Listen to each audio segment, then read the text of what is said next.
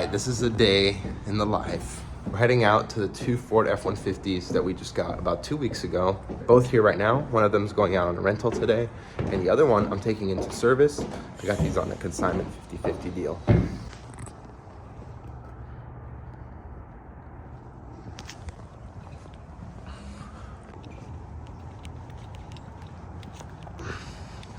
So as you can see, we have two of them. We're gonna take this one to service right now. People might be wondering, well, how did you get these two Ford F-150s on consignment? In the past, running my exotic car rental business, I got a lot of them through my clients. This Ford F-150, I actually had someone reach out to me through my Instagram.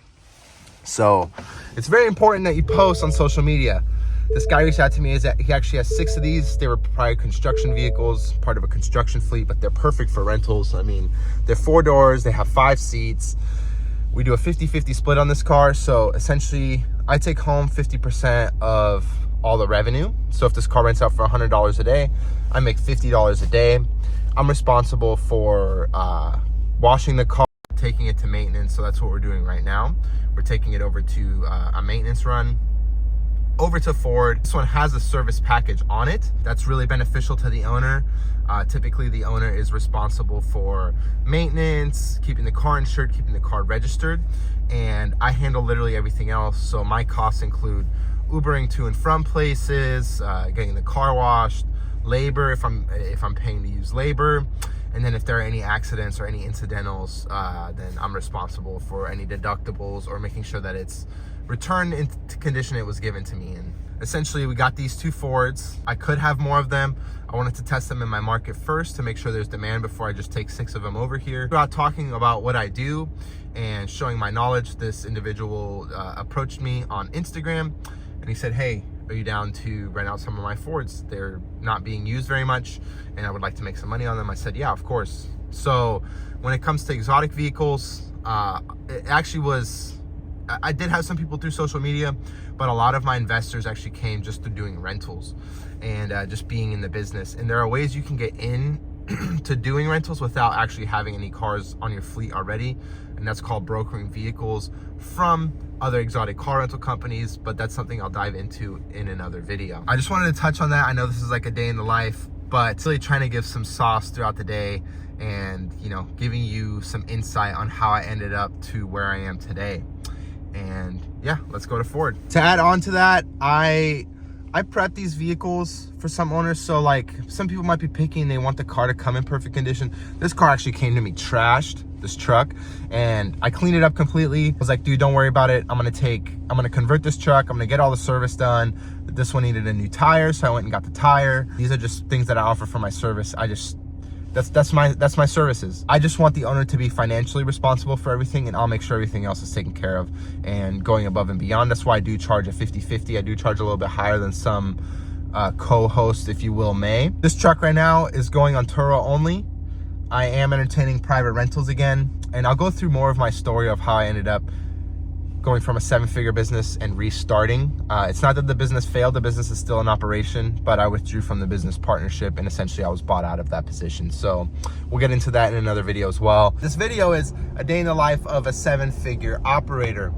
You're like, well, you're not running a 7-figure operation right now. And yeah, I'm not currently, but I scaled to 7 figures prior and I'm still operating like a 7-figure operator.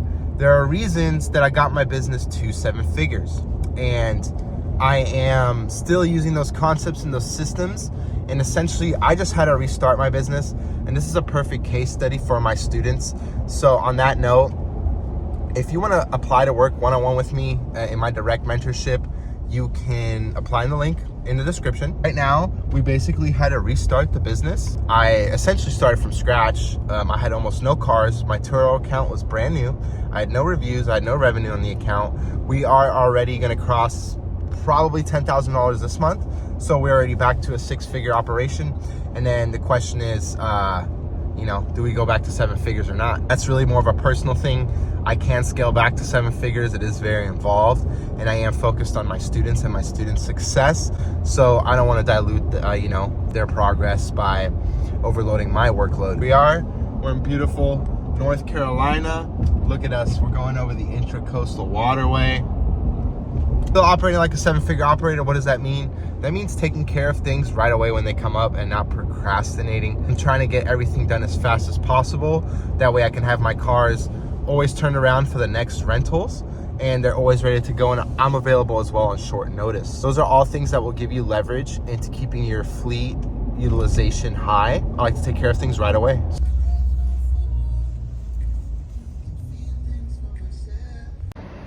Cloudy day today, but there she is, getting dropped off for service.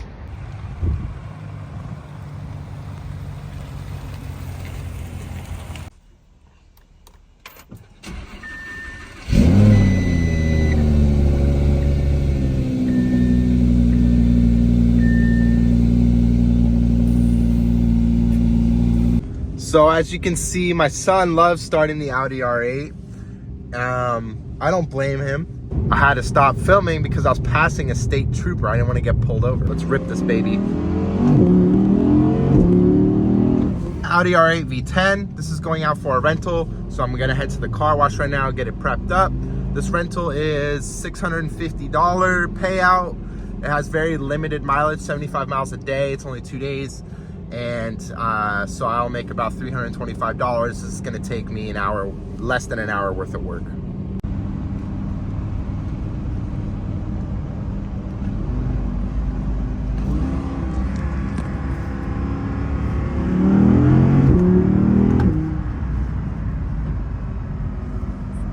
All right, so we had 2 slight hiccups right now. First one is I go through a touchless car wash where it just does a power spray, and that was closed. So second hiccup is I forgot my microfibers. I'm having the wife come and drop off my microfibers just because I am running late.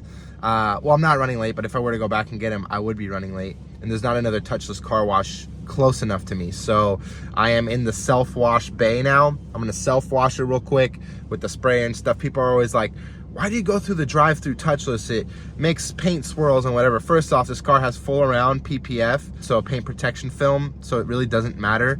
Second off, it's a rental. It's gonna get beat up, it's gonna get wear and tear, it's gonna get damaged. I wouldn't take it through a brush wash, this car in particular, but I will take it through a touchless spray wash. It's really not that big a deal. Again, it is a rental, it does get beat up. It really doesn't matter. If it's gonna save me time and money, that's what I'm gonna do. Wash this bad boy up.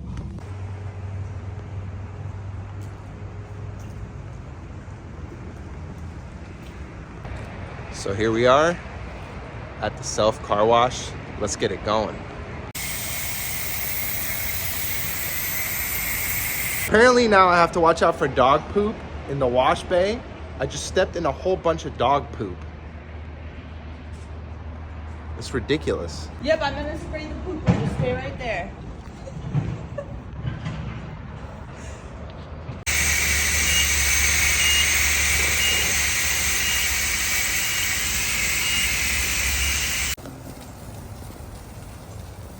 Did I get it like good enough? Yeah. Enzo, you washing the car? Yeah.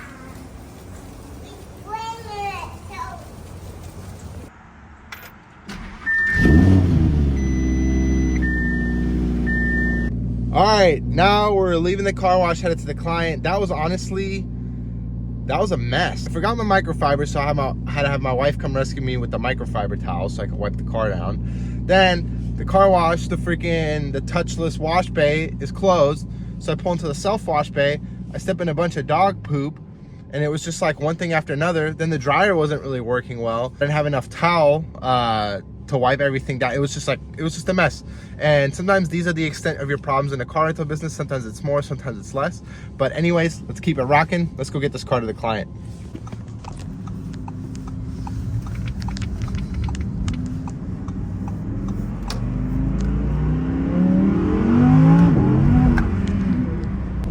I lost a little bit of traction on that rip. Tires were wet. You do lose traction when you're ripping a car like this. Do not try to overcorrect it. I know your heart will skip a beat, but just let it do its thing, and it'll self-correct itself. Take your foot off the gas. Don't slam the brakes. If you slam the brakes or you overcorrect, you're gonna spin out. You're gonna lose control. You're gonna crash.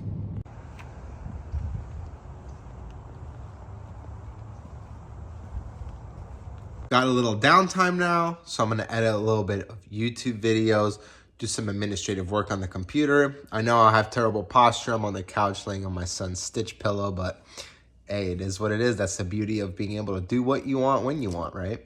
Okay. Getting back to building your puzzle. Yeah, I'm back. Checked out the R8 client, edited the video, uploaded the video.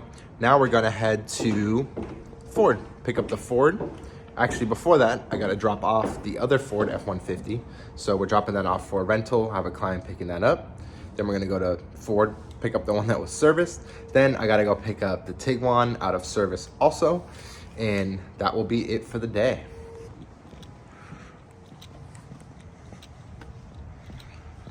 On our way to go drop this off to a client, make about $175 on this rental. It's gonna take me minimal work. It's already washed, so easy money. This truck I don't own. This is a consignment vehicle, meaning I have it under contract. This is someone else's car. I just take care of the rentals from A to Z, and we do a 50-50 split on the revenue.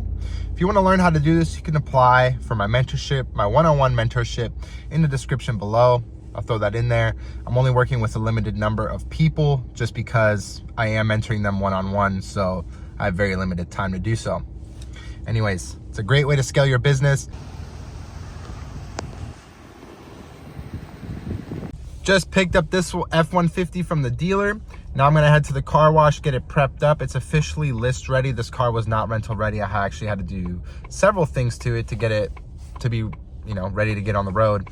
And yeah, so now I'm gonna go ahead and get this prepped up. It'll be rental ready. I like to keep the cars ready. It is technically clean, just the outside has a little bit of dust on it, and I just wanna make sure it's in top condition because it's been about a week and a half since I cleaned it. So let's go. I am now in the car wash. I do a drive-through car wash subscription for these economy vehicles or the lower tier vehicles. I would not put something like an Audi R8 through this, but this keeps it efficient. It's quick. They have vacuums, they have microfibers. I can get in and out of here. They have a ton of locations, so no matter where I'm coming from, I can find one of these that I'm subscribed to. And yeah, this makes it super easy and cost efficient. And it's got everything I need. Trust me, always keep your fleet ready to go. You never know when you're gonna get a booking. Just dropped the Ford back off. Now I'm walking to the shop that has my Volkswagen Tiguan.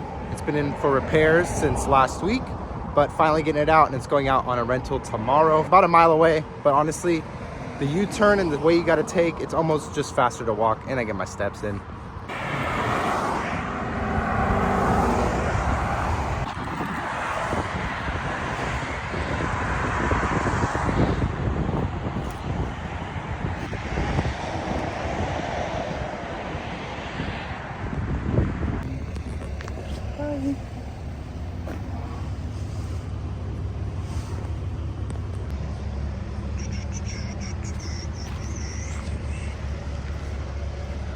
Just finished up dinner, brought the Volkswagen back.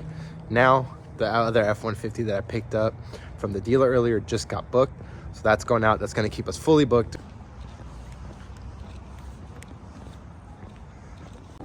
So because this is the first rental for this vehicle, we are gonna be installing a tracker. There is already one tracking device in this car, but we're gonna put a second one. This one goes into the OBD port, and this is very important for insurance, and it can track things like speed and other movements. The other tracker is a little bit more secretive. I know it's a little bit dark. I'm trying to get over here in the light, but we're at the drop-off spot. Right now we're dropping off the second Ford F-150. This one's going out for 3 days, so we're gonna be fully booked. Everything is out, so is it time to get more cars or is it not? That's the question.